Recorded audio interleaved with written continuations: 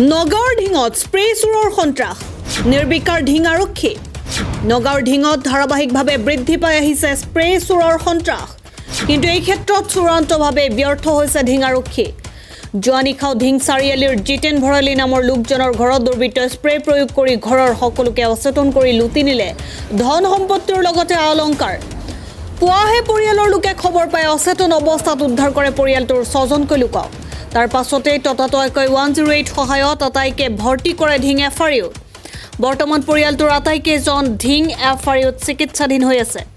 দিনক দিনে বৃদ্ধি পোৱা স্প্ৰে চুৰৰ সন্ত্ৰাস আৰক্ষী প্ৰশাসনে গুৰুত্ব সহকাৰে গ্ৰহণ নকৰাৰ ফলত নিৰাপত্তাহীনতাত ভুগিছে বৃহত্তৰ ঢিং অঞ্চলৰ সৰ্বসাধাৰণ ৰাইজ মানে আমাৰতো ঘৰ আউনীআটীত আমাৰ নাতিজনীয়ে ৰাতিপুৱা 4:30 মানত ফোন কৰিছে আইতা হৈপিয়া মিছ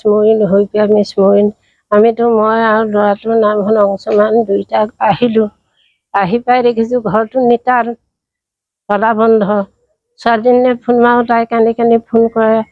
ধৰে কোনেও ক'ব নোৱাৰে মায়ে কোনেও ক'ব নোৱাৰে মায়ে ক'ব নোৱাৰে তাৰপিছত বোলো কি হ'ব ল'ৰাটোৱে ৱাল বগাই আহি পিছফালেদি গ'ল দেখিছে দৰ্জা ভাঙা তাৰপিছত সি ওলাই আহি মোক ক'লে মায়ে স্প্ৰে মাৰিছে কাৰণ গোটেইবোৰ বমি কৰি পৰি আছে কোনেও ক'ব নোৱাৰে তাৰপিছত সেই চাবি অ'ত পৰি আছে বিচাৰি পেলাই গিল খুলি মই আকৌ ওচৰৰ ল'ৰা এজন মাতি আনিলোঁ আনি পেলাই সেয়া 108 খবৰ কৰি হস্পিটেলাইজ হৈছে এতিয়া পুলিচ আহি চাই কৰি গৈছে আৰু কি হয়